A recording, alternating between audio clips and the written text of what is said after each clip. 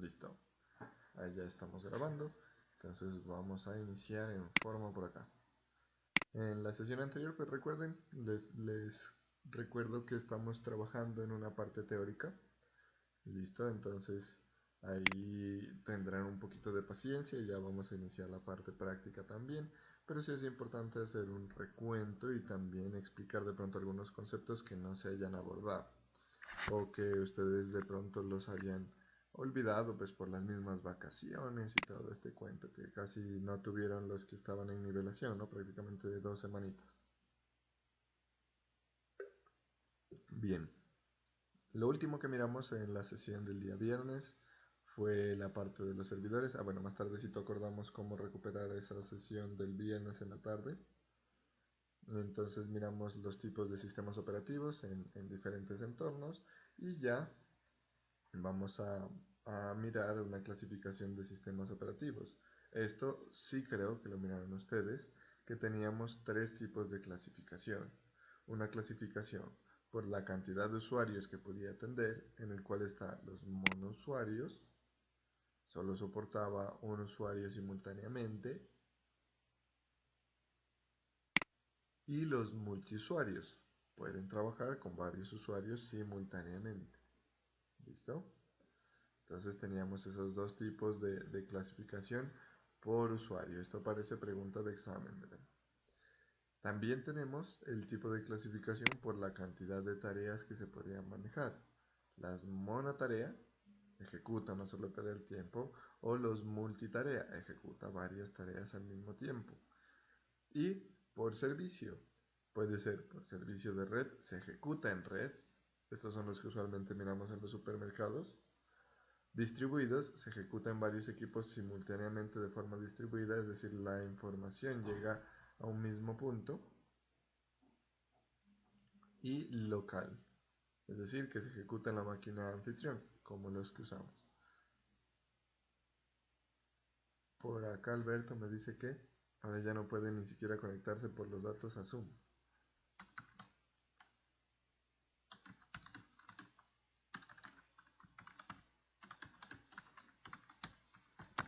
Bueno, ahí le respondí a Alberto. Bueno, entonces tenemos esos tipos de clasificación, ya nosotros hemos experimentado en nuestra cotidianidad algunos de ellos y vamos a mirar algo que hacen los sistemas operativos que se denomina llamadas al sistema. ¿Qué son las llamadas al sistema? Entonces ahí en la diapositiva ustedes pueden encontrar que dice que es un método, función que puede invocar un proceso para solicitar un cierto servicio al sistema operativo. Algunos ejemplos de llamadas al sistema son los siguientes. Entonces estos son las operaciones, algunas de las operaciones que se hacen o que se le pide al sistema que haga. Miren que tenemos las operaciones básicas, eso parece un CRUD también. Dice write. ¿Qué significa write? Escritura para escribir. Escribir. Read, ¿qué significa? Leer, profe. Leer. Open, Abrir abrir. y Ajá. cerrar. Y close, cerrar. Muy bien. Entonces miren que estas operaciones son sobre registros, sobre archivos, que en última son registros. Escribir en un registro, leer en un registro, abrir un registro y cerrar un registro. Podríamos especificar un orden también. Primero abrir, leer o escribir, cualquiera de las dos, y luego cerrar. Yo no cierro y luego leo o escribo. Primero tengo que leerlo, luego hacer las operaciones y luego cerrarlo.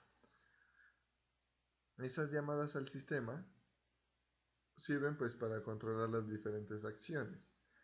Y pues esas acciones van a verse reflejadas en las diferentes operaciones y en los resultados de esas operaciones. También tenemos la estructura de un sistema operativo. Entonces tenemos un sistema operativo de tipo monolítico, en donde todo el sistema operativo se ejecuta como un solo programa en modo kernel y cada procedimiento en el sistema tiene la libertad de llamar a cualquier otro.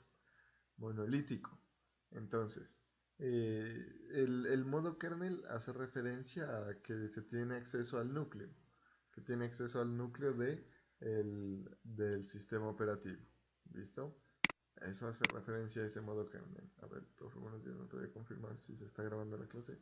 Oscar, sí, ya estoy grabando la clase.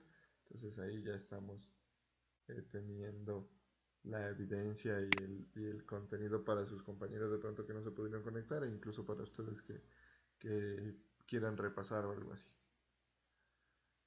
También existen los sistemas en capas, ¿listo? Que hay una jerarquía de capas. Entonces, se tiene un sistema denominado THA que hace referencia a Technische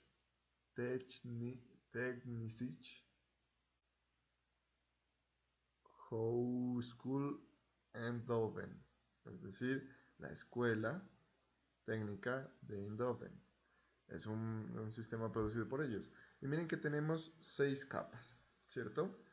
Desde la 0 hasta la 5, desde el nivel más bajo hasta el nivel más alto, siendo el nivel más bajo el más cercano al hardware y el más alto el más cercano al usuario. Bueno, entonces, miren que va avanzando y van teniendo mayor nivel de responsabilidad justamente por la jerarquía, ¿no? Voy a tomar aquí un recorte.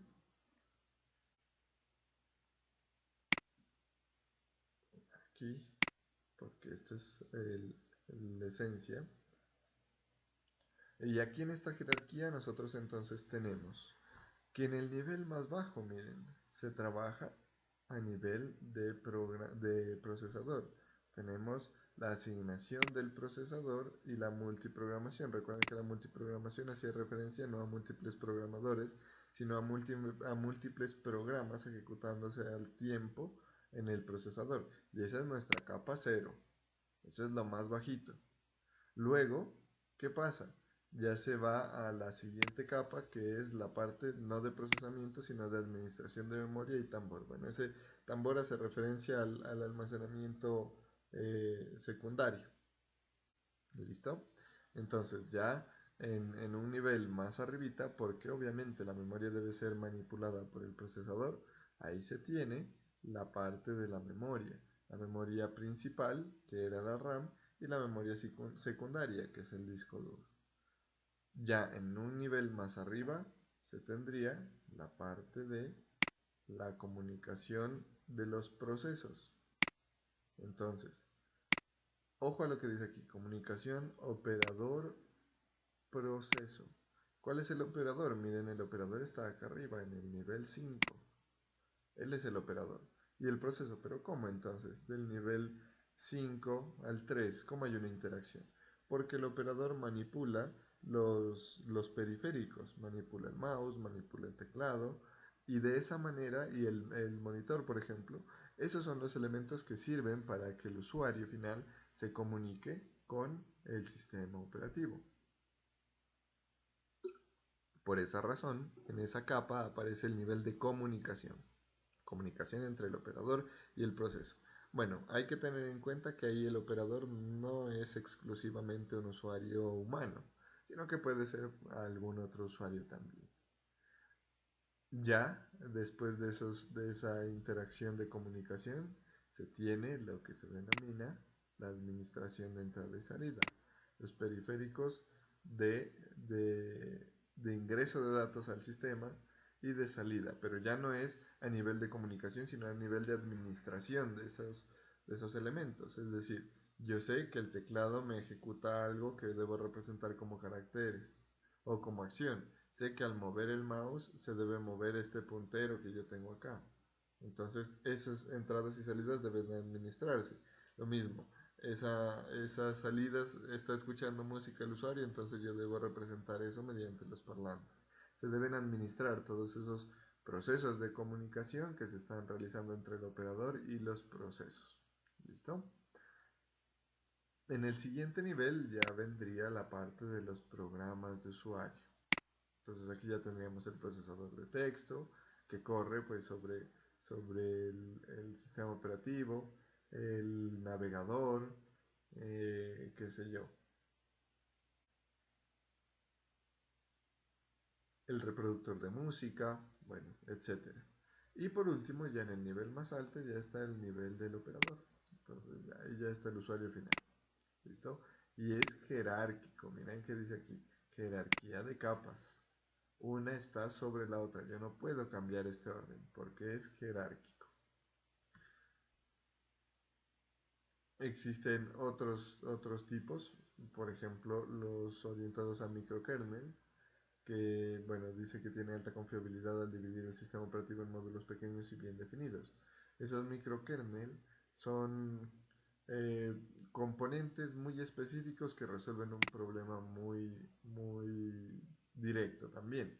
Por ejemplo, el microkernel para la distribución de recursos en el procesamiento.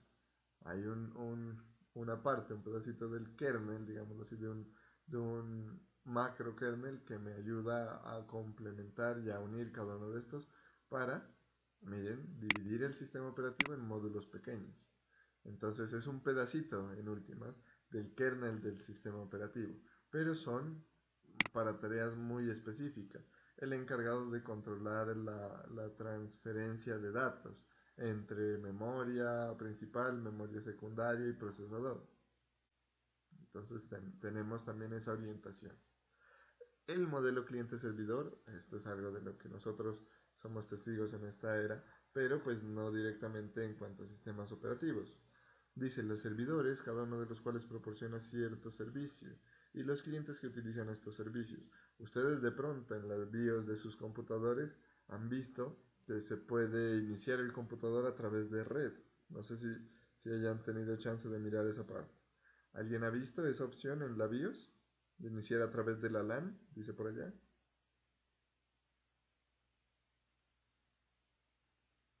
No, no, señor. Bueno, Bueno, en mi caso, no, no sé los demás. listo. Por allá suele decir boot, es una opción de boot, una opción de arranque que dice LAN. Entonces ahí lo que busca es conectarse a un servidor, que en el servidor está el sistema operativo. Y acá en el computador se ejecuta el sistema operativo que me da el servidor. Soy un cliente, no tengo el sistema operativo aquí. Y es algo también de lo que podría ser o podría existir en algunos almacenes de cadena. Que bueno, a veces se ejecutan aplicaciones cliente, ¿no? No necesariamente el sistema operativo. Pero también se puede cargar el sistema operativo desde un punto remoto, desde otro equipo que es un servidor. Entonces los clientes utilizan esos servicios, dice. Bueno, esperando que por acá estoy llenando mi tarrito de agua para que no se me quede seca la garganta en clases y no se me salgan los gallos. Listo. Bueno, tenemos también la parte de los exokernel. Acá teníamos microkernel, acá los exokernel. Entonces, igual, es tener una porción del kernel, pero ya esos recursos no están integrados en un solo lugar, sino que se asignan los recursos dependiendo de la demanda. Por ejemplo, un usuario un cliente del sistema operativo requiere el recurso para interacción con hardware de video. Se le asigna únicamente ese exokernel, ese pedacito del kernel. ¿Listo? Y se ejecuta pues allá. Bueno, eso era como el recuento de esta parte. Vamos a mirar también por acá que tenemos algunas cositas ya detallando algo de lo que ya hablábamos en la sesión anterior. Tenemos, por ejemplo, lo que corresponde a los hilos. Ahora ya los vamos a estudiar de mejor manera. Entonces, los hilos dice, la CPU conmuta de un proceso a otro. Es decir, se hace, acuérdense de ese grafiquito. Yo no sé si borré la pizarra.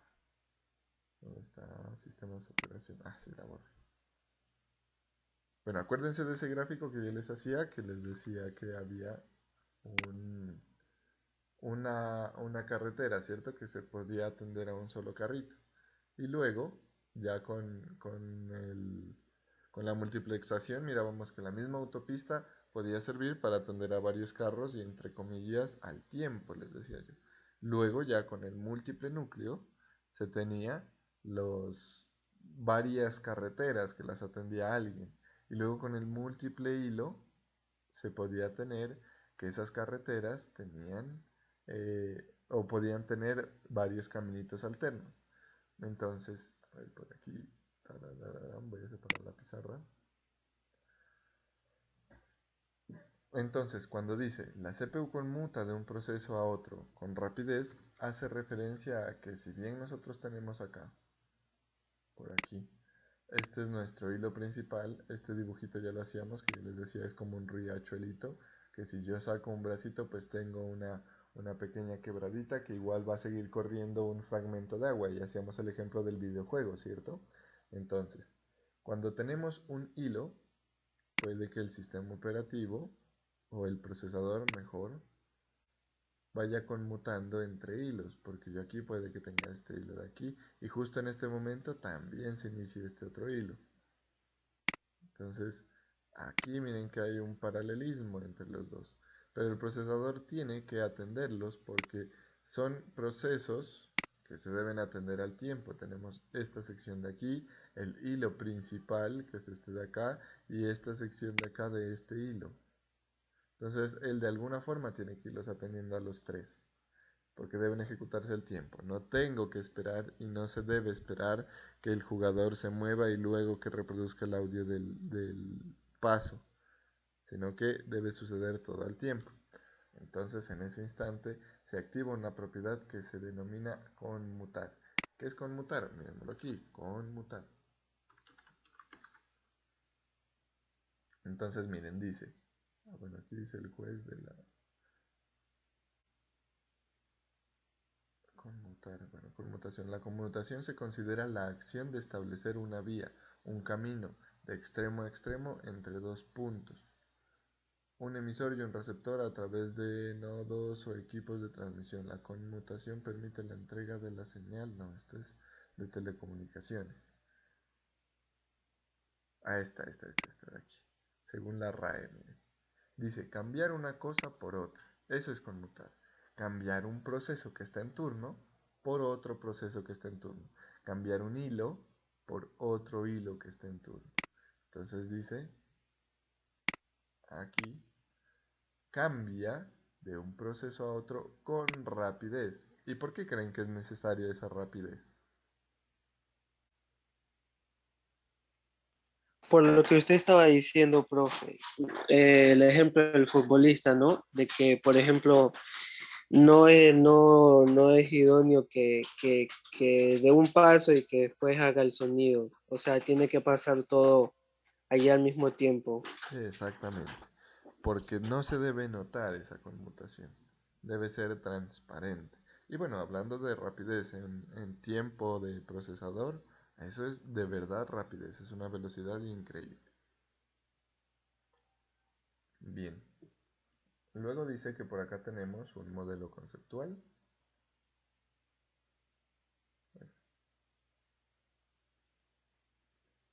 Por acá tenemos un modelo conceptual que son procesos secuenciales que facilitan el trabajo con el paralelismo. Y miren lo que les decía. Esa palabrita la acabé de usar. Se produce un paralelismo entre estos. Deben funcionar los tres hilos en paralelo, tanto el principal como los dos hilos secundarios. Entonces aquí ya podemos decir, bueno, este hilo es el encargado de los gráficos. ¿Listo? Este hilo es el encargado del sonido del paso. Ah, no, bueno, este de acá es el sonido del paso. Y acá acuérdense que decíamos, bueno, por allá va pasando un bus. O la explosión decíamos, pero ya no me gustó lo de la explosión, entonces va pasando un bus. Entonces, al tiempo que se reproduce el sonido del paso, también se va a reproducir el sonido del bus. Y se debe seguir moviendo. Y también aquí ya se estaría mirando en escena el sonido, el bus pasando al lado del jugador. ¿Listo?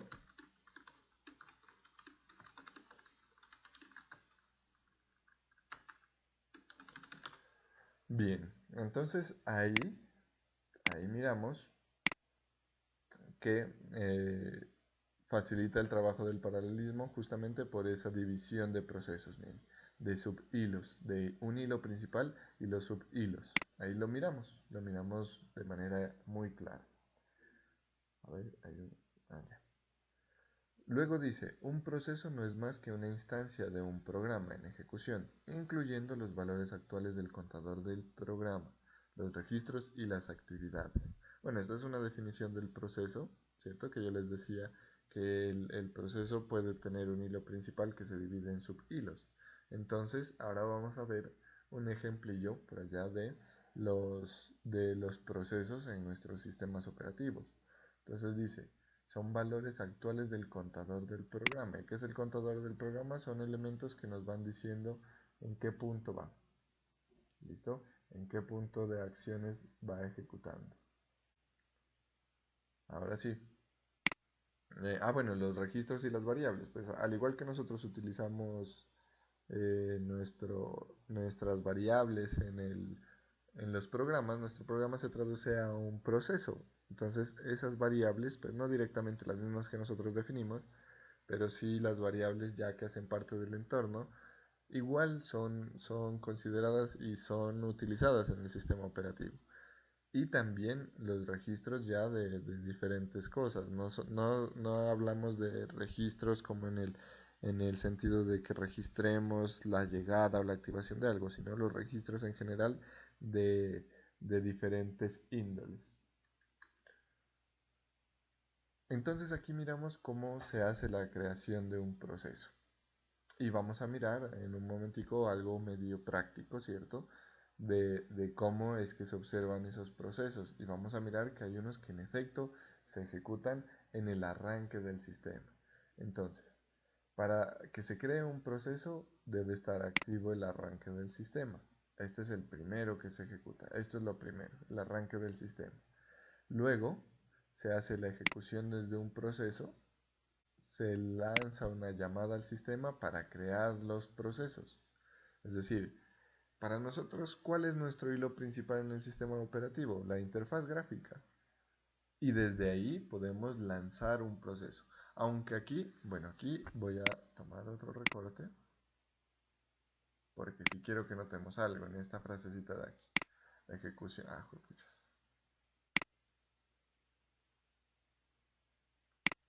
Pasa que cuando comparto pantalla se me inicia a lentejar un poquito las transiciones del Windows. Tengo Windows 8 y ya se imaginarán. Bueno, la ejecución de un proceso dice, se hace desde un proceso. Yo necesito que un proceso me haga una llamada al sistema para que se cree otro proceso. Desde un proceso se crea otro proceso. Profe, ¿y entonces cuál es el proceso principal? Debe haber necesariamente uno que inicie. ¿Quién fue primero, la gallina o el huevo? Si la gallina viene de un huevo, ¿cierto? Entonces, ¿qué? ¿Quién puso el primer huevo? Lo mismo acá. Si un proceso debe iniciarse desde otro proceso, ¿quién inició el otro proceso? Entonces aquí no sucede como en la Biblia de pronto que dice que Dios inició todo pues de la nada. Acá no se puede hablar de eso. Sino que nosotros ya vimos algo, ¿no? El arranque del sistema. ¿Y quién iniciaba el arranque del sistema? ¿Se acuerdan?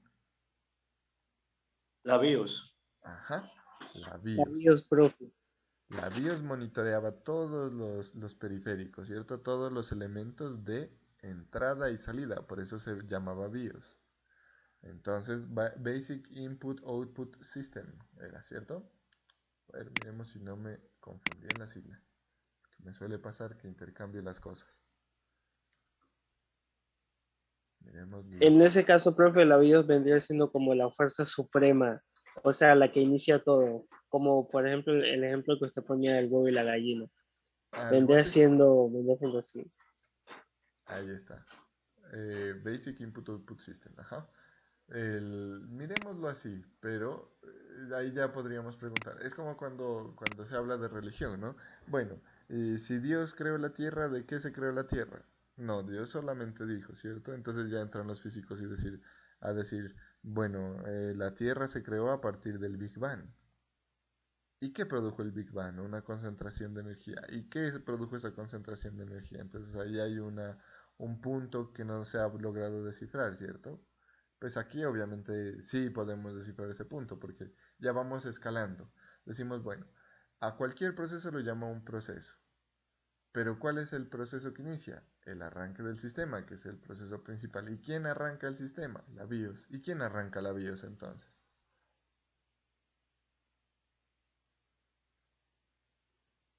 ¿Quién arranca la BIOS, muchachos? Ahí sí no tendría ni idea, profe. No sé. Hijo de Profe, puchas. disculpe la pregunta, ¿cómo es? No la entendí. Bueno, voy a formularla nuevamente. Voy a hacer un muñequito por aquí para que quede como en la pizarrita también. Resulta que este es un proceso, el proceso P. Ya voy a cambiar de color. Este es el proceso P.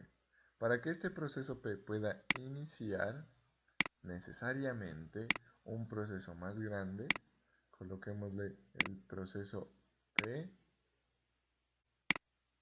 G, proceso grande, debe iniciar a este proceso. Entonces, él debe decirle que inicie. Pero acá también, este proceso grande es un proceso, necesita que alguien lo inicie. Y puede que esté, o el proceso más grande sería el sistema, así como lo mirábamos aquí, el arranque del sistema. El arranque del sistema, bueno, colocémoslo aquí también, como arranque del sistema. El arranque del sistema es el proceso que desencadena todos los procesos. Entonces acá le voy a colocar AS, de arranque del sistema. Entonces él ya inició a este proceso grande y pudo haber iniciado otros procesos más. Listo, aquí puntos suspensivos. Y este lo inició a este. Y ahora sí dice, bueno, ¿y quién inició el arranque del sistema? Esa duda ya la resolvimos. Dijimos la BIOS. La BIOS inició al arranque del sistema, que ya la BIOS decíamos en la clase anterior. La BIOS monitorea que todo esté bien y ya cuando todo está bien le dice al sistema operativo de Windows o de Linux o de lo que sea, arranque, puede hacerle, todo está bien, pase. Pero ahora la pregunta es, ¿quién arranca a la BIOS? ¿Qué color no usas? ¿Quién En hace? esa parte Profe, sería la persona, ¿no, profe? El que enciende el computador. Exactamente. eso iba a decir, ya nos estaríamos metiendo en la parte del hardware. Ajá, Claro. Ah, esa vaina, hombre, dale 5. perfecto, muy bien.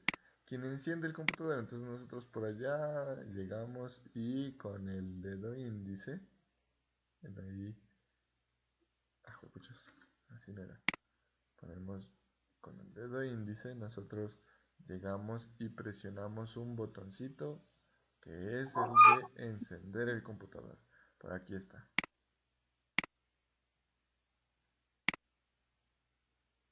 Encendemos el computador. Y esto es hardware. Entonces el hardware, cuando nosotros presionamos ese botón, produce una interrupción, ¿cierto? Produce una señal a nivel de hardware que le dice BIOS, despiértese. Y la BIOS arranca solita. Entonces ahí nosotros hacemos las veces de Dios, porque nosotros somos los que le decimos a todo inicie. Somos el Big Bang. ¿Listo? Entonces miren que sí tienen... Imagínese, profe, un simple dedo inicia una locura. Y en realidad es una locura. Ahora vamos a mirar un poquito. Entonces miren que esto de acá nosotros lo podemos evidenciar perfectamente. Un proceso llama a otro proceso. Y ahora, también pueden haber peticiones de usuario que inicien un proceso, pero de igual forma pues es un proceso que inicia otro proceso. Y puede producirse también el inicio de un trabajo por lotes. Bueno, vamos aquí. Bueno, estamos estudiando la parte de los procesos, ¿cierto? Ya vimos cómo se crea un proceso. Vamos a ver ahora cómo se elimina un proceso. Entonces, existen varias formas de salida de los procesos. Está la salida normal o voluntaria, la salida por error o voluntaria. Entonces ahí ya ustedes pueden decir, ¿cómo así por error o voluntario? El error fatal involuntario y eliminado por otro proceso de manera involuntaria. ¿Cómo así? Salida normal o voluntaria. Resulta que el software ya cumplió su cometido, no falló en ningún momento, todo se produjo bien.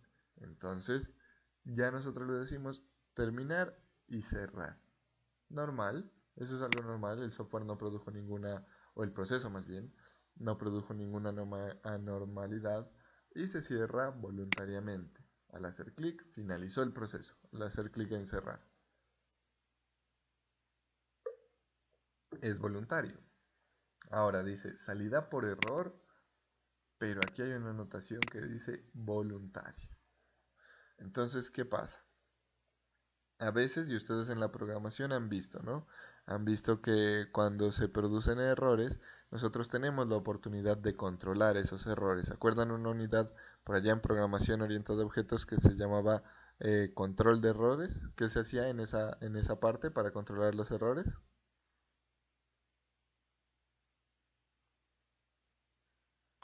Más o menos, profe. Que uno utilizaba unos comandos para decidir si quería hacer que algún proceso iniciara antes o si quería matar de una vez el proceso también. Ajá, por allá en esta parte del control de errores nosotros utilizábamos algo que se llamaba el try. Abríamos llaves por ahí en Java y luego cerrábamos llaves y le decíamos catch. ¿Sí? ¿Sí lo miraron? Sí, señor, try catch. No, explicar. Eso. Entonces, ¿qué pasaba con el try catch? Nosotros en el software, en el proceso, teníamos la oportunidad de decir, bueno, estas instrucciones de aquí puede que me generen error. ¿Qué error? Este tipo de error. ¿Y qué hago cuando pasa ese tipo de error? Entonces hago tal cosa. Le muestro un mensaje al usuario.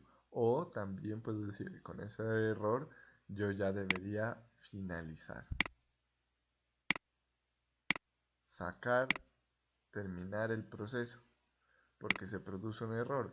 Pero el error y la salida de ese proceso se produce de manera voluntaria porque el software lo está controlando. Ejemplos. Si tengo una aplicación para tomar fotos, ¿cierto?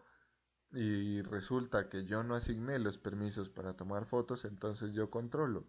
¿Tengo permiso para asignar para tomar fotos, para usar la cámara? No, no tengo permiso. Entonces mi aplicación solo sirve para tomar fotos. Si no puedo acceder a la cámara, pues cierro la aplicación. Se produjo un error porque no tengo acceso a la cámara, no puedo cumplir con la misión de mi software, pero salgo de manera voluntaria. Yo hice el control de eso. ¿Listo?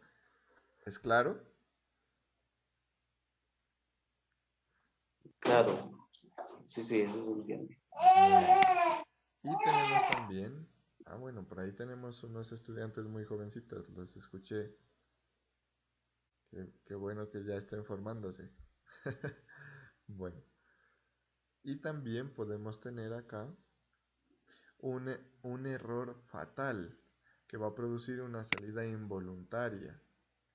Entonces, aquí sería que no se controló el error. No hubo chance de controlar el error. Por ejemplo, ya tengo muchos programas corriendo aquí en el sistema operativo. Muchísimos, muchísimos, muchísimos. Y justo inicié otro proceso, bueno, imaginándonos que esta es la memoria RAM, y justo inicié otro proceso que llegó y desbordó la memoria. Por aquí este pedacito se quedó por fuera, desbordó la memoria y el computador se apagó. Se murió mi computador porque se me desbordó la memoria, se reinició. Ahora ya casi no pasa eso. Ya tenemos memorias RAM de muy buena capacidad, pero antes sí sucedía. No. Profe, a mí sí me ha pasado, profe, en estos días me pasó. Jueguitos. Resulta que una vez así, por deporte me puse a jugar y me puse a abrir un poco de programas así, Google Chrome, para investigar sobre el juego y toda esa vaina. Profe, se quedó paralizado y yo me asusté porque no hacía nada, no me dejaba hacer nada. Y después me salió un mensaje de que me había quedado sin memoria. Ajá. Así, tal cual. Exacto, eso suele suceder, claro. Yo no estaba pensando en los videojuegos que consumen gran cantidad de recursos. Estaba pensando en programas como Excel o cosas así, pero claro, los videojuegos consumen muchos recursos. Y ahí ya se llena la memoria. Es un ejemplo nomás, ¿no? De un error fatal. Se llena la memoria y se cierra pues el programa. No se pudo controlar. Se cierra el proceso, se finaliza de manera involuntaria, no estaba contemplado. Otro ejemplo, hagamos el mismo de la cámara. Que hagamos una aplicación de escritorio, ¿no? Pues me cuadra mejor el ejemplo con una aplicación de escritorio en este momento.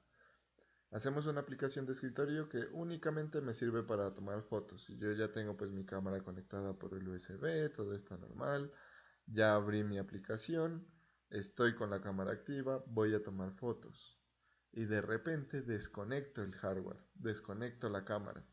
Ya no tengo acceso a él. Entonces, ¿qué pasa? El software ya no puede tomar fotos porque ya no está el periférico que me permite hacerlo. Un error fatal que me cierra el programa de manera involuntaria. ¿Listo? Y tenemos la última parte, que esta estoy seguro que lo hemos hecho. Todos en este punto de nuestras vidas ya lo hemos hecho.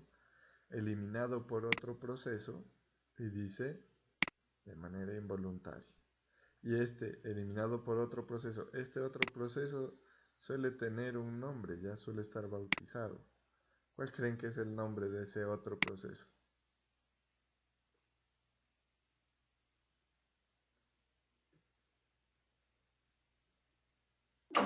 Puede ser virus, profe, o algo así. Ah, bueno, puede ser virus. Ujú. O incluso puede ser el antivirus. Cuando están craqueando algo, dice se eliminó el archivo.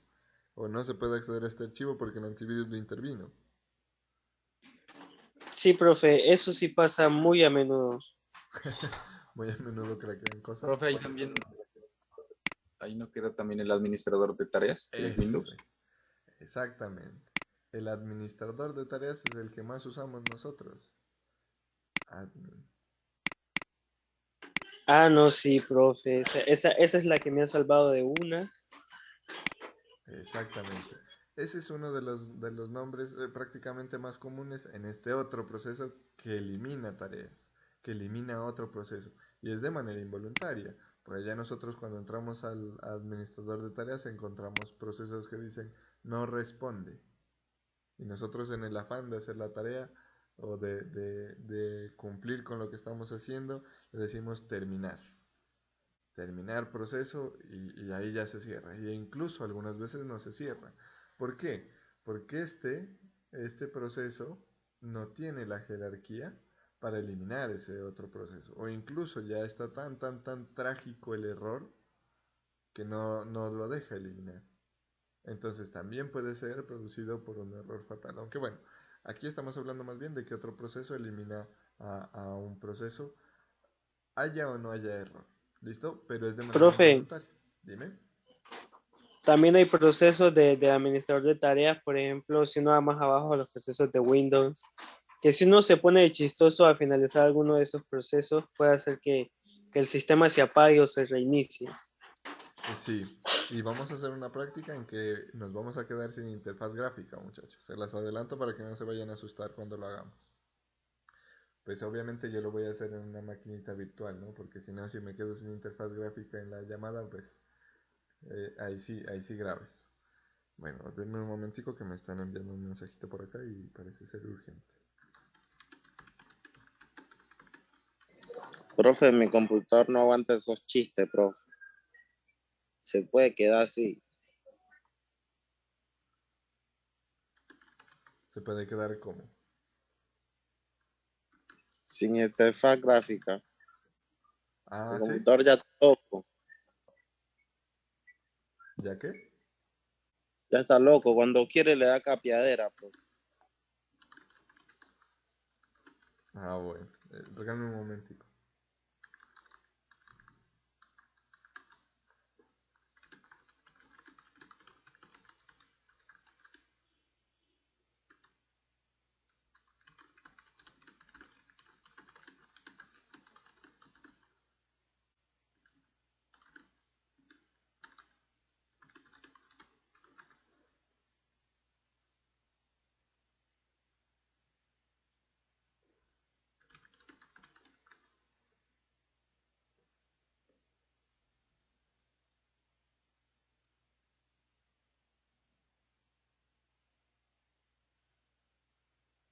bueno, es que a mí me toca estar pendiente a veces de algunas cositas que me buscan con urgencia, entonces ahí a veces, muchachos, me va a tocar en clases responder.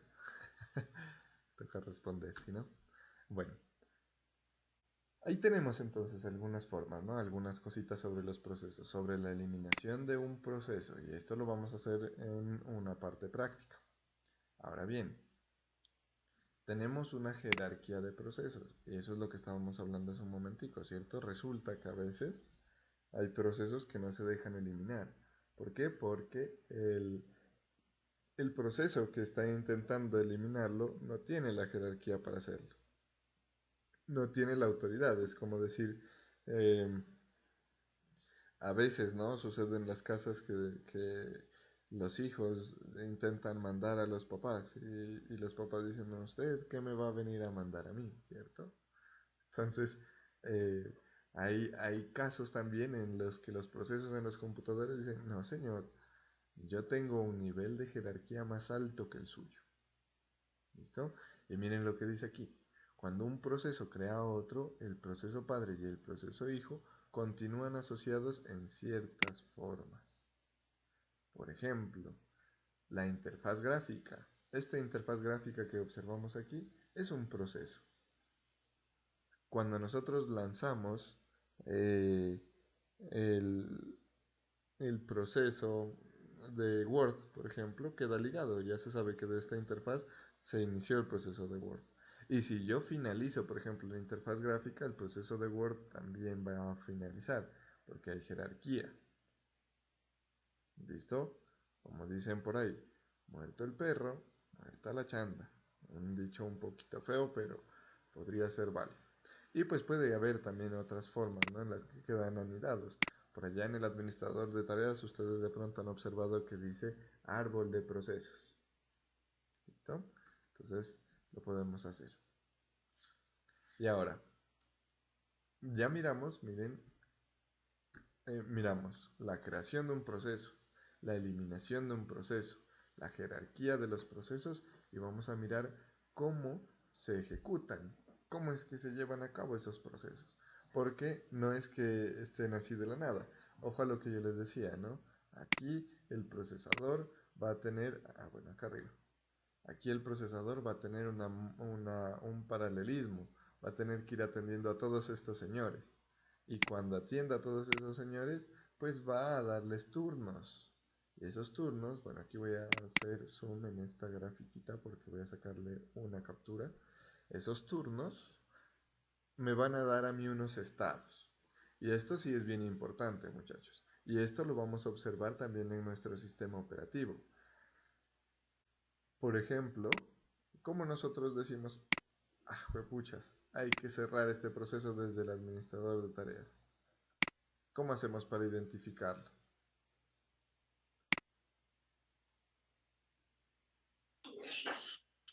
Profe, cuando no se está ejecutando de una forma correcta, Por allá suele decir, o ¿qué suele ¿cómo, decir? profe? ¿Qué suele decir en el administrador de tareas? Al lado del proceso suele decir no responde, por Ajá, lo general. exactamente, no responde. Y ese no responde es un estado de los procesos, que aquí ya lo están mirando. Ese que dice ahí bloqueado, ese es el no responde. Miremos a ver. Resulta que por acá estos procesos siempre van a estar pues en... a ver, aquí tengo algo. No sabía esto. Qué bien.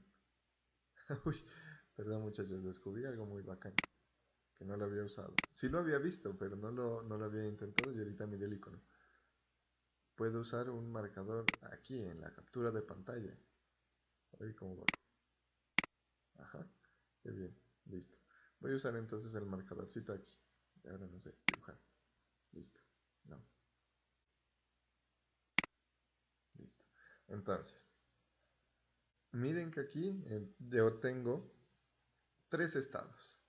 El estado en ejecución, el estado listo y el estado bloqueado, que son estados de un proceso. Un proceso puede pasar por estos diferentes estados. Entonces dice, en ejecución, En realidad está usando la CPU en este instante. Está siendo atendido por el procesador. Cuando el proceso tiene esta marquita de que está en ejecución, quiere decir que el procesador lo está atendiendo. ¿Listo? Y eso también lo hemos visto. Listo es otro de los estados. Entonces dice, está listo para ejecutar. Se detuvo temporalmente para dejar que se ejecute otro proceso. Cambió de turno el procesador. Ya este proceso que estaba le dijo, espérenme un momentico que tengo que atender a alguien más. Lo que dije ahorita hace un momento, espérenme un momento mientras respondo un mensaje. Ustedes estaban listos para continuar con la clase, pero yo estaba atendiendo a otro proceso. Y bloqueado, dice, no puede ejecutarse sino hasta que ocurra cierto evento externo. Aquí pues venimos a mirar otra cosita, ¿no? Bloqueado. No puede ejecutarse sino hasta que ocurra otro evento externo. Hay dos situaciones. El programa no responde. ¿Listo? Porque no hay memoria, porque se bloqueó el código, porque no se controló un error, etc. Diferentes cosas pueden suceder para que un programa se bloquee. O porque se está esperando esto de aquí. Cambiamos el color. Qué bien. Porque se está esperando esto de aquí. Que ocurra un evento externo. ¿Cómo así, profe? Mandé a imprimir una hoja. La impresora me dice, no hay papel. Por favor, agregue hojas a la entrada de papel de la impresora. Y ahí se queda esperando y dice un botón continuar. Entonces, hasta que nosotros no activemos ese botón continuar, no va a continuar ese proceso. Se mantiene bloqueado porque está esperando a que ocurra un evento externo. O por ejemplo,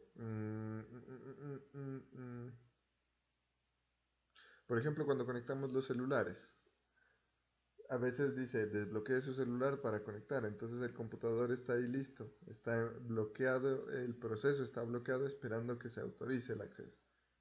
Y cuando ya activamos el acceso, pues ahí ya se desbloquea y pasa al estado en ejecución y hay una rotación entre listo y todo eso. Y miren que aquí, este grafiquito de aquí sí es bien importante, estoy estrenando marcador.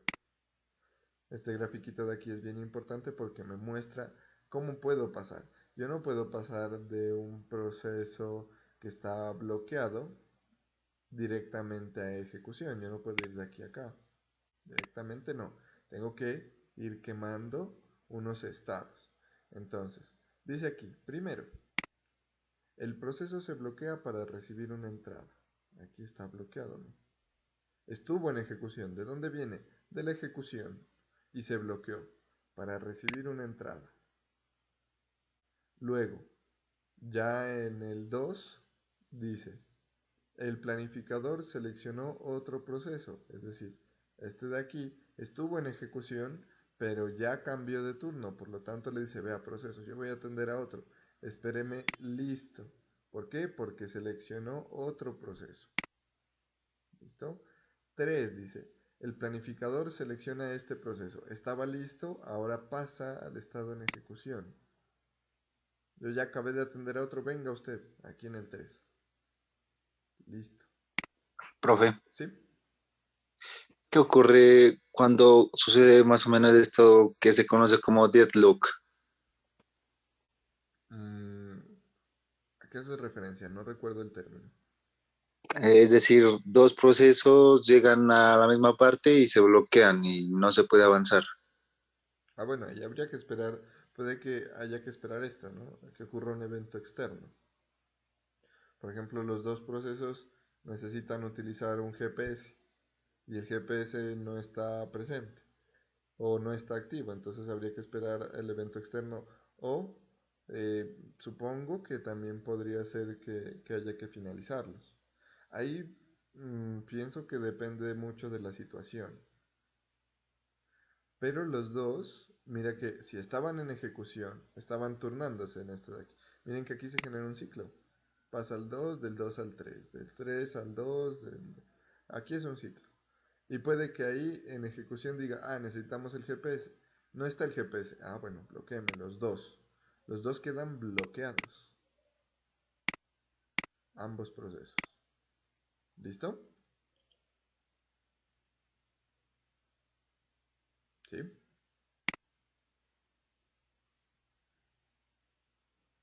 ¿No? Sí, claro, es decir, los dos procesos llegan y tienen que cumplir su meta, ¿cierto? Es decir, si están en proceso de ejecución, tienen que finalizar. Pero como los dos procesos llegan al mismo tiempo, entonces se bloquean, es decir, no, ni uno avanza ni el otro avanza. Ujú. El procesador controla eso. ¿Por qué? Porque él debe seguir atendiendo a otros. Si ellos están bloqueados, debe seguir atendiendo a otros. No es que se me bloquee el procesador porque los dos se bloquean al tiempo, no. No, es decir, obviamente, pues desde todo esto de la programación, pues obviamente hay que utilizar, no sé, pues puede ser las colas y todo esto para solucionar eso, ¿cierto? ¿Sí? Ah, bueno, y ahí también hay una teoría que es el encolamiento de procesos. Eso de pronto no sé si ustedes ya lo hayan visto en compiladores, se trabaja o se suele mirar que cuando se habla de una función o se habla de la ejecución de un programa, se van...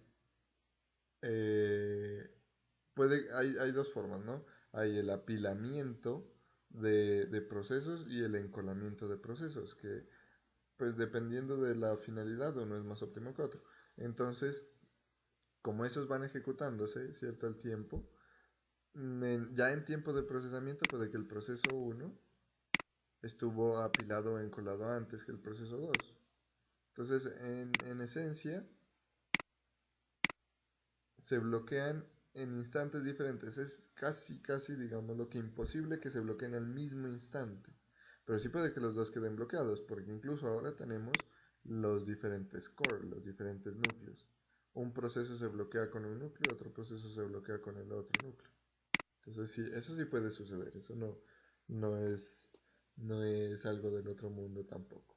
¿Listo? Bueno, y otra manera de solucionarlo sería saber o digamos que darle prioridad, ¿cierto? Es decir, qué proceso es más prioritario para que todo funcione normalmente. La jerarquía de procesos. Bueno, igual si se bloquea, pues ahí ya está bloqueado. Hay que esperar un suceso a que lo desbloquee o a que lo finalice. Grave, donde se bloquee el proceso principal. En este caso sería el sistema, sí, el sistema operativo, es digamos el proceso principal. Ahí sí sería grave porque, bueno, pues tocaría reiniciar el computador. Bueno, Vale, profe. listo. Y pues por último el 4 la entrada ya está disponible. Miren que dice la entrada ya está disponible. Estaba bloqueado porque estaba esperando que ocurra un evento externo. Pero como ya está disponible, no pasa directamente del bloqueado de ejecución, sino que antes de pasar a ejecución debe estar listo. Ya tiene la entrada que esperaba. Está ahora listo ahí. Y todo va a suceder en ese orden, en esas flechitas que miramos aquí. Entonces, un proceso pasa de estado ejecución, puede pasar a estado bloqueado o a estado listo. De listo únicamente puede pasar a ejecución, no puede pasar tampoco directo a bloqueado. Listo solamente a ejecución y de bloqueado solamente puede pasar a listo. En últimas, quien puede cambiar los estados o a bloqueado o a listo es la ejecución. La ejecución puede darle dos valores de estado, o bloqueado o listo. Los demás solamente pueden pasar a un valor, a ejecución en el caso de listo y a listo en el caso de bloqueado. Este gráfico es muy importante tenerlo en cuenta. ¿Hay preguntas de esta parte? No de mi parte, profe, quedó súper claro. Bueno, muy bien. Oye, ahora no sé cómo volver. Ah, ya. Pero quedaron las anotaciones en la pantalla. Tengo que borrar todos los dibujos. Listo. Listo, entonces miren que en los procesos ya nosotros tenemos pues claridad de cómo se comportan. y hay un elemento que rige esos procesos, que es una administración del mismo. Entonces, miren, implementación del modelo de procesos. Y aquí vamos a encontrar algunas cosas que también, como les decía, se van a evidenciar en el sistema operativo. Entonces, para administrar procesos nosotros necesitamos de estas cosas. Para administrar memoria necesitamos estas cosas y para administrar archivos necesitamos estas cosas. Entonces, en las propiedades de los procesos, en la información de los procesos, vamos a encontrar básico o como mínimo los registros que afecta, el contador del programa, la palabra de estado del programa o del proceso, es decir, el estado del proceso, un apuntador de pila, un estado del proceso, la prioridad que tiene el proceso, lo que decía, no alcancé a leer el nombre, espérenme, vuelvo a abrir aquí los participantes. Bueno, lo que decía el compañero, ¿me recuerda quién fue? Juan. Muy bien, lo que decía Juan, una prioridad del proceso, por la misma jerarquía. Los parámetros de planificación, es decir, qué se requiere para que ese proceso se ejecute. Este de aquí es importantísimo. Un identificador del proceso. El proceso padre. ¿A qué grupo de procesos pertenece? También es importante. Las señales que envía, el tiempo de inicio, cuando inició, el tiempo utilizado de CPU, el tiempo de la CPU utilizado por el hijo y la hora de la siguiente alarma hace referencia pues cuando hay algunas interrupciones. Esto se necesita de procesos y esta información la vamos a ver. Alguna ya la entrega, por ejemplo, el administrador de tareas, otra no, pero sí existe. Esto es lo que necesita como mínimo el sistema operativo para administrarlo, para implementar esos procesos. Y para administrar memoria, miren, memoria principal. Necesita un apuntador a la información del segmento de texto. Ese apuntador es como los que mirábamos nosotros en C++, una dirección de memoria. Necesita un apuntador a la información del segmento de datos y necesita un apuntador a la información del segmento de pilas. Todo esto compone o conforma a las operaciones de memoria. El texto o el segmento de texto, aquí, el segmento de datos, es decir, lo que se va a utilizar, por acá, y el segmento de pila. Ya vamos a ver también que, por ejemplo, estos segmentos existen en los particionamientos y lo vamos a trabajar. Y para la administración de archivos, pues es más sencillo y lo hemos visto. Directorio raíz, ¿en qué directorio está? Y siempre va a haber una raíz de todo. ¿Cuál es la raíz de todo en Linux? El slash, ustedes ya lo vieron. ¿Cuál es la raíz de Windows? Pues puede ser C o bueno, la identificación del disco. El directorio de trabajo, para administrar archivos, el directorio en el cual estamos. Descripciones de los archivos, como extensiones, tamaños, bueno, etc. ID del usuario dueño de ese archivo y ID del grupo al que pertenece el usuario de ese archivo. Entonces hay cosas que las vamos a trabajar y que pues ya sabemos que existen, ¿no? Sin embargo, pues de pronto no se han visto directamente en el sistema operativo. ¿Esos elementos ustedes ya los identificaron en un sistema operativo o todavía no? Esto de aquí.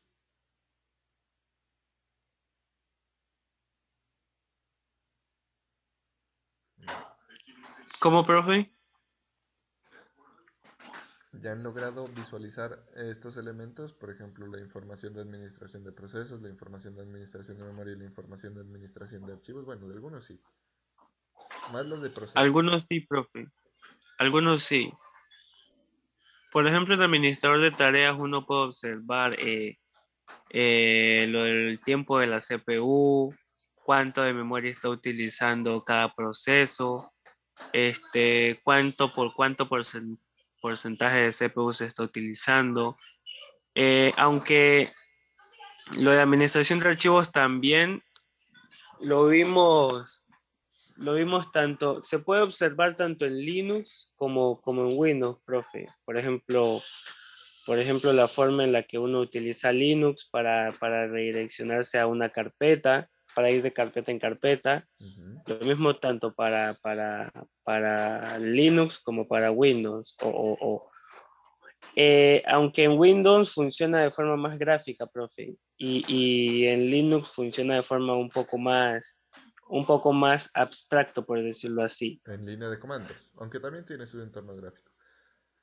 Sí, sí, sí, sí, sí. Y la parte de administración de procesos, que por allá tocaba usar el Process ID, el PID, ¿la trabajaron? Eso sí no, profe. Un comandito que uno nunca se olvida que es ps-fea para mirar los procesos que están en ejecución. Bueno, listo, acá lo vamos a trabajar también. Vamos a mirar entonces también lo que son pues ya los procesos e hilos. Recuerden que un proceso pues puede tener subprocesos y un proceso puede tener un hilo principal. Entonces dice, ¿qué son los hilos? En los sistemas operativos tradicionales, cada proceso tiene un espacio de direcciones y un solo hilo de control. Pero acabé de decirles que puede tener varios hilos. Sí, pero un solo hilo de control, un solo hilo principal. El mismo dibujito que teníamos acá. ¿Dónde está? El mismo dibujito que teníamos aquí. Un camino, un río grande, y del río grande se desprenden riachuelitos. Un solo hilo principal. Uno solo de control.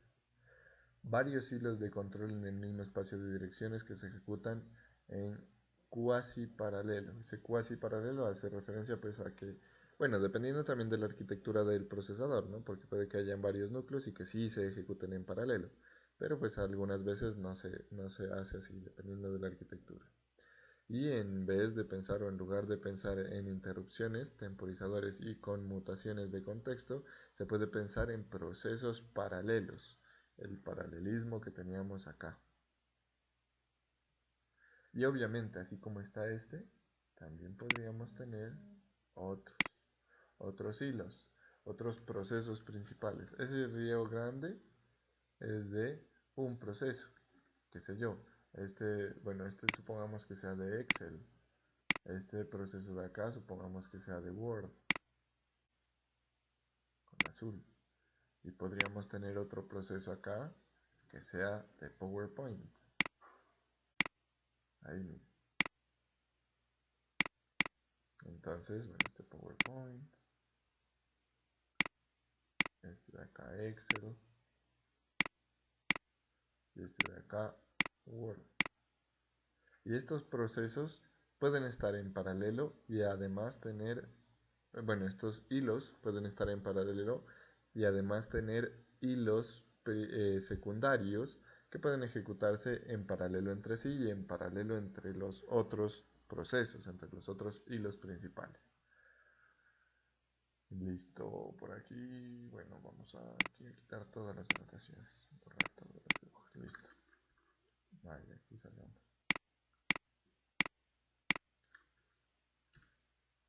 Muy bien. Aquí tenemos pues un dibujito de los hilos, un poquito mejor o más bonito de lo que yo lo dibujé. Entonces dice, los hilos hacen más ligeros los procesos, más fáciles de crear y destruir y mejoran el rendimiento. ¿Cómo sería un hilo con un proceso? Entonces aquí tenemos algo que se llama el espacio de usuario y el espacio de kernel. Esto es lo que visualiza el usuario y esto es lo que pasa en el kernel. Entonces, para el usuario, miren que tendríamos en los diferentes núcleos, ¿cierto? Un solo hilo corriendo que van a alimentar al proceso 1. Entonces, el proceso 1 pasa un hilo a este núcleo, otro hilo a este otro núcleo y otro hilo a este otro núcleo. Y todo esto va a conformar, todos estos pedacitos de hilo, perdón, no era hilo, sino pedacitos de hilo, van a conformar el hilo completo. Pero se están ocupando los tres núcleos. Pero miren que también podríamos tener que un proceso puede atender o puede ser dividido en múltiples hilos atendidos en un solo núcleo. ¿Listo? Entonces eso también influye en lo que dice acá, en el rendimiento, en la facilidad de crear y destruir y en el peso pues, de los procesos. Vamos acá. Y ahí pues viene el concepto de multilamento, en donde, y ojo a esto que ya lo estudiamos, la CPU conmuta rápidamente entre un hilo y otro, dando la ilusión de que los hilos se ejecutan en paralelo, dando la ilusión. Pero ese tiempo pues ya decíamos que era de gran rapidez porque no debía notarse y pues en tiempo de procesador esa gran rapidez es también muy, muy alta. Aquí tenemos algunos procesos críticos en Windows. Tenemos el proceso System, el proceso WinLog-On, el proceso WinInit, el proceso CSRSS, el Explorer y el ISAS. Esto va a ser parte pues, de una tarea que vamos a tener allá. Estos son críticos y cuando finalicemos algunos de ellos va a fallarnos todo. Aquí en uno de estos es que se va a desaparecer, por ejemplo, este Explorer se desaparecería esto que yo tengo acá, el manejo de carpetas. El init pues es el arranque, ¿no? El log es el sistema de guardado de archivos. El system, miren, que nosotros iniciamos todo con system 32, entonces ya lo vamos a experimentar, ya vamos a eliminar estos procesos. Hay algunas herramientas que nos permiten a nosotros hacer un análisis más evolucionado, ¿no? Más poderoso, digamos, tener más poder sobre los elementos. Entonces, miremos algo. Yo voy a abrir por acá el administrador de tareas de mi computador. Entonces le digo aquí, clic derecho, administrador de tareas.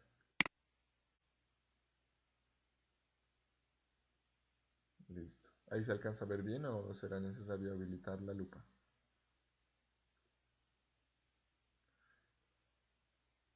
Sí, profe, no se preocupe, sí se alcanza a ver.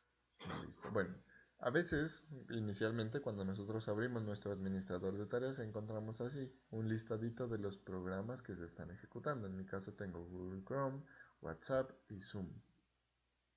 Miren que aquí no me aparece el administrador de tareas. ¿Por qué creen que no me aparece el administrador de tareas?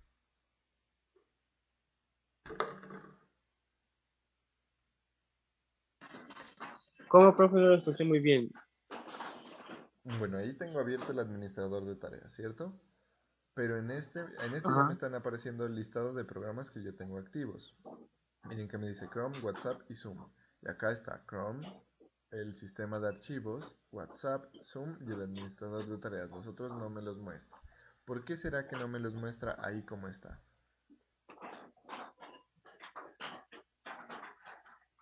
Porque, no sé, profe, o sea, sí sé, pero no sabría cómo explicarlo. Dale, no O te sea, preocupes. es, es como mostrar. O sea, solo está mostrando los programas que usted está ejecutando. En cambio, no está mostrando los de su plano. No sé si me expliqué bien. Sí, bueno, hay algo importante. Resulta que el sistema operativo y todos los sistemas operativos buscan cómo protegerse a ellos mismos, porque no todos los usuarios tienen la experticia para moverse entre el sistema operativo. Entonces, cuando nosotros habilitamos por primera vez o abrimos por primera vez nuestro administrador de tareas en el computador, nos va a aparecer algo así, en donde se muestra los programas que no son trascendentales, en este caso, para el administrador de tareas. ¿Por qué? Por su jerarquía. El administrador de tareas está aquí y no aparece. Estoy ejecutándolo, pero no aparece por la jerarquía. ¿Listo? Y aquí, pues miren, yo selecciono cualquiera de ellos y puedo eliminarlo, puedo finalizarlo. Y si le doy en la opción más detalles, pues obviamente se van a mostrar más procesos y ahora sí ya se muestra, miren, el explorador de Windows y el administrador de tareas. Y la jerarquía sigue manteniéndose. Solo que aquí, al hacerlo con un nivel mayor de detalle, ya esa protección que tiene el sistema operativo, ya como que se desvanece un poquito porque se supone que si miramos más detalles es porque somos usuarios con algo más de conocimiento. Y aquí ya no solamente me muestra los 4 programas, aquí están 5 aplicaciones, dice que hay. Son Meeting, WhatsApp, Google Chrome, explorador de Windows y el administrador de tareas. Y por acá me dice los procesos en segundo plano. ¿Y de qué estamos hablando? De procesos. Entonces miren cuántos procesos que tiene WhatsApp corriendo. Miren que tengo un WMI, que ese era este, Provider Host, como que fuera el administrador de red. Por acá tengo Synaptics, los drivers, miren. El Realtek. Postgres también tengo, miren. ¿Qué más hay por acá? Oracle. Java. Todo esto está en ejecución en este momento. Y miren los estados. Ah, bueno, están cargados, ¿no? Claro, es real decir en ejecución. Miren que hay una columna que dice estado. Y si vamos por acá, los organizo por estado. A ver. Ah, no, no tienen estereotipos en este. Están estereotipados, no tienen la marquita del estado. A ver, miremos si despliego uno de estos. No, bueno. Miremos por acá.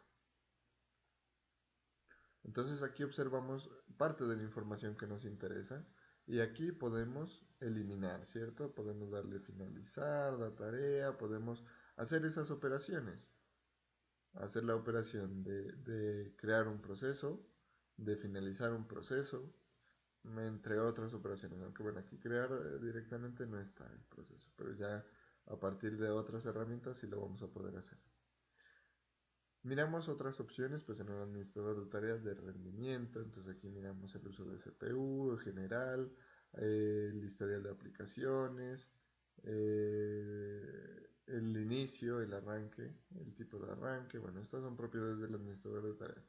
A lo que voy es que este administrador, si bien se muestra ya algo más detallado, porque antes era así, nos protegía mucho, ahora es así, de igual forma faltan cosas, ¿no?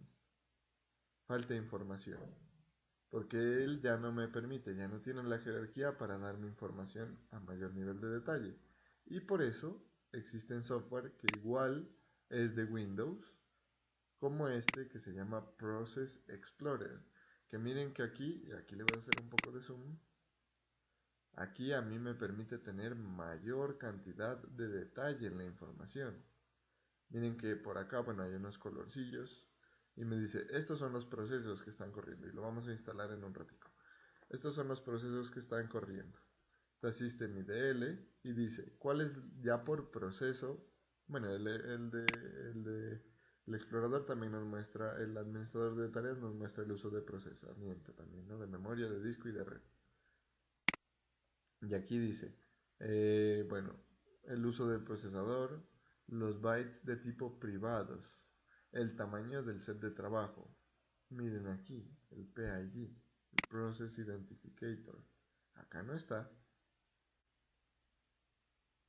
Y si hago más amplio, tampoco está. No está el identificador de proceso. Acá ya en servicio, acá sí me aparece. Pero ya no tengo, por ejemplo, para el servicio, ya no tengo la capacidad de mirar cuánto está utilizando de CPU. Aunque sí me aparecen ya los estados, pero es un poco extraño, ¿no? Mientras que aquí sí me dice Process ID, descripción, y pues me muestra unos códigos de color con los estados. Aquí vamos a observar entonces algunas cosillas. Vamos a ver, vamos a instalarlo. Entonces, para instalarlo, pues busco Process Explorer, copiamos, aunque creo que yo les tenía el enlace, no. Bueno, entonces voy acá, le digo pegar. Igual estas prácticas ya las vamos a hacer el día de mañana también en la parte práctica, en las horas de la tarde. Y aquí miren que está Process Explorer, Docs, esto lo hago yo ahorita para mostrarles simplemente la temática y mañana ya vamos a hacer algunas cosas, vamos a hacer un laboratorio. Entonces dice, bueno, por aquí está, ¿dónde está el instalador?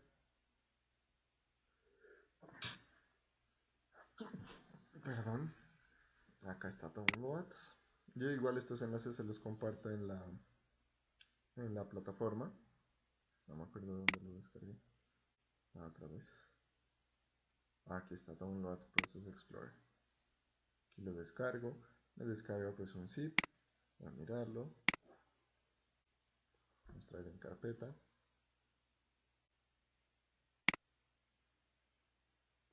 Aquí voy a mirar mi carpeta de descargas. A ver por acá. Aquí está descargas. Aquí está, miren, Process Explorer. Lo extraigo aquí. Me crea una carpetica y aquí está el instalador. Process Explorer.exe. Ah, bueno, este no es un instalador, es un ejecutable, parece. Le doy doble clic. Ah, no, sí es el instalador. Acepto los términos. Y ahí está. Aquí está, miren. Miren toda la información. Ahí ya puedo observar mis procesos. Y si yo voy a cada uno de ellos, pues puedo mirar acá. O puedo también mirar detallado. Properties. Aquí miren lo que hay. Está la información de cada uno de ellos. Ya lo exploraremos mañana en la parte práctica. El estado, bueno, todo esto. Miren que ya me muestra un gráfico detallado por proceso.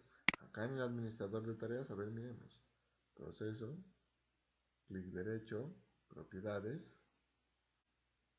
Ya me muestra información más sencilla. Que quiero ver cuánto usa de procesador de forma como en un historial. No lo puedo ver. Acá sí. Tenemos, por ejemplo, a ver cuál de esos está moviendo alto. Este, por ejemplo. Propiedades. ¿Está quieto? Sí, está quieto. Este de aquí. Propiedades.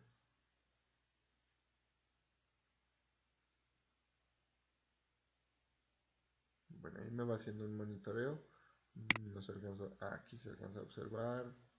Miren, aquí sí se alcanza a observar, por ejemplo, de la cantidad de bytes de tipo privado. Y me va mostrando cómo se ha ido comportando. Vamos a mirar. Hilos, miren que me permite monitorear. ¿Cuántos hilos tiene? Threads. Y aquí están todos los hilos. Incluso podríamos detener un solo hilo. Miren que acá está el botoncito Kill, que haría referencia pues a matar los hilos o a detenerlos mejor. Y ya vamos a mirar pues que este software nos permite tener información detalladísima de los procesos que hay acá. ¿Listo? Esto lo vamos a hacer en la práctica, no se preocupen, que ya lo vamos a mirar. Procesos, bueno, ya acá hay una gran cantidad de opciones que las vamos a trabajar. Bien, volviendo acá, tenemos también evidente el árbol de procesos, la jerarquía de procesos, y miren por acá que dice abrir, ¿dónde están? Valores, finalizar tarea, valor de recurso, ir a detalles. No. Por acá me sabía decir mirar árbol de procesos, no me acuerdo si era por aquí. No, dependía de... Ah, en este. No, proceso en línea, este, a ver. Bueno, no lo encuentro. Pero aquí podemos también, pues de forma jerárquica, observar, ¿no? Cómo están compuestos. Por ejemplo, este, User Notification Service, tiene dos, miren, Intermanagement y Update User Interface. O este, tiene uno solo, Grafana. Persistation, tiene uno también. Podemos ir observando pues esas propiedades. Volvamos por acá a la presentación. Y por aquí nos quedan algunas cositas aún por mirar. ¿Qué es lo que vamos a hacer el día de mañana en la tarde? Hacer referencia a la administración de procesos, pero miren que en Windows, si no fuera por esta herramienta que nos permite trabajar de forma gráfica, nos queda complicadito hacerlo por el entorno gráfico. Entonces también tenemos unos comandos importantes para la administración de procesos en Windows. Estoy hablando de Windows ahorita. Entonces Este comando task list, lista de tareas, tiene múltiples formas y me va a servir a mí para administrar esas múltiples formas y administrar los procesos. Es un programa, tal cual, e incluso es un proceso. Se lanza un proceso. ¿Un proceso para qué? Para poder administrar los procesos. Entonces va a haber una jerarquía también que se va a hacer evidente. Por acá tenemos, cuando ejecutamos el comando task list solito, dice que nos muestra los procesos ejecutándose en el equipo, con los parámetros de nombre y de número de identidad del proceso, el process ID. Los parámetros permiten funcionalidades adicionales. Los principales son los siguientes. A ver, miremos. Miremos por aquí rápidamente. Voy a abrir un CMD y le digo task list. Ahí abre mi consola. Y miren la información que me da. El nombre del proceso, nombre de imagen, pues sería el nombre del proceso, el identificador del proceso, nombre de la sesión, número de sesiones y uso de memoria. Esos son los detalles básicos que me da. ¿Listo? Miren que está Chrome, está Zoom, está WhatsApp, prácticamente lo que observábamos en el administrador de tareas. Pero este programita tiene unos parámetros. Entonces miren que por ejemplo con el parámetro /b en Linux los parámetros se pasan con menos. Acá en Windows se pasan con slash. El -b dice por ejemplo que muestra información detallada de cada tarea ejecutándose. A ver. Task list slash B mayúscula. Bueno, aquí sí es case sensitive, ¿no? Miren, ahí incluso se tarda más en hacerme la lista. Es que mi consola es pequeñita también. Estoy en el buen Windows 8. Ya más de ustedes han de decir, Windows 8, profe, actualízate. Bueno, miren que aquí me da más información. Me da el nombre, cuántos servicios, este creo que era el grupo, la cantidad de memoria que está usando, quién lo disparó, cuánto tiempo ha usado de procesador. Bueno, y ahí hay otros atributos que no me acuerdo las cabeceras. Igual ya lo vamos a mirar. Task List CSV. Entonces dice, muestra información adicional de los servicios hospedados en cada proceso. Task List B/M. Y módulo, pues este sería el nombre del módulo que queremos. Muestra todas las tareas que se usan en un módulo DLL o en .exe especificando. Si no se indica el módulo, perdón, especificado. Si no se indica el módulo, se muestran todos los módulos. Cuando se hace referencia a módulo, se habla o se refiere a los elementos como del programa, el programa que lo está disparando. Tenemos también este, file output, indicaría, ¿cierto? Este sería la abreviatura del module, CSV. No me acuerdo lo que significa esto. Y aquí, pues en el file output y en el filter, lo que necesitaríamos es, por ejemplo, en este, es para todos esos datos que nos muestra por consola, exportarlos. Y pues deberíamos exportar a un formato table, tabla, lista o un formato CSV. Y también podemos filtrar procesos que tengan un criterio específico, por ejemplo, los procesos que utilizan el mismo módulo o los procesos que están en un rango de identificadores o los procesos que fueron levantados por el mismo usuario, entre otras características. Y este comando task list puede ser acompañado con el comando task kill, que es para detener procesos o tareas utilizando el process ID o el nombre del proceso. También tiene sus opciones. Y por allá hablábamos de que un proceso puede matar a otro proceso, puede detener otro proceso. Y este task kill sería un proceso que me permite a mí detener procesos. Process ID, finalizaríamos el proceso utilizando el process ID del otro proceso. Este kill IM utilizando el nombre de la tarea, el nombre del proceso, usando un filtro. Eliminando, esta T hace referencia al tree, al árbol de procesos, eliminando todos sus subprocesos. Y este que especifica es forzar la finalización de un proceso cuando no se deja finalizar. Bueno. Eso es lo que vamos a poner en práctica el día de mañana en la tarde. Y pues en la mañana vamos a continuar trabajando un poquito de la teoría. ¿Listo?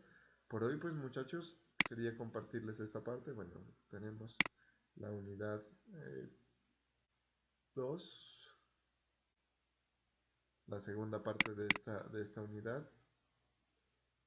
Que ya hace referencia. Una pregunta. ¿Sí?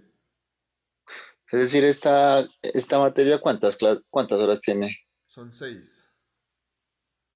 ¿6? Sí, son 2 horas el jueves de 9 a 11, 2 el viernes de 9 a 11 y 2 el viernes de 2 a 4. Son 4 horas teóricas y 2 horas prácticas. Ah, ok. Bueno. Listo. Muy bien, muchachos. Entonces, pues, esta parte de la memoria la vamos a abordar mañana en la mañana y en la tarde haremos la práctica ya de procesos. ¿Listo? Por hoy, pues, bueno, estos 20 minuticos vamos a dejarlos libres para que ustedes vayan también contextualizándose un poco, para que vayan matriculándose en el curso de COES y para que vayan, pues, también de pronto descargando el Process Explorer que lo vamos a utilizar el día de mañana. ¿Listo? Por hoy, pues, eso sería todo. Yo ya me encargo de subir las clases. De subirles también la pizarra y las diapositivas a la plataforma. Eso sería, muchachos. Profe, Ok, profe, muchas gracias. Con mucho gusto. profe, una pregunta. ¿Puede enviar el nombre del programa que toca instalar? Ah, sí, les voy a enviar el enlace. Y estos también se los coloco en la plataforma más tardecito. Pero ahí el grupo les voy a enviar el enlace. Bueno, muchas gracias, profe. Con gusto. Feliz tarde. Chao, que estén bien. Gracias, profe. Con gusto, que estén muy bien. Bueno, profe, hasta luego, que esté bien. Con gusto, que estén muy bien. Otra vez.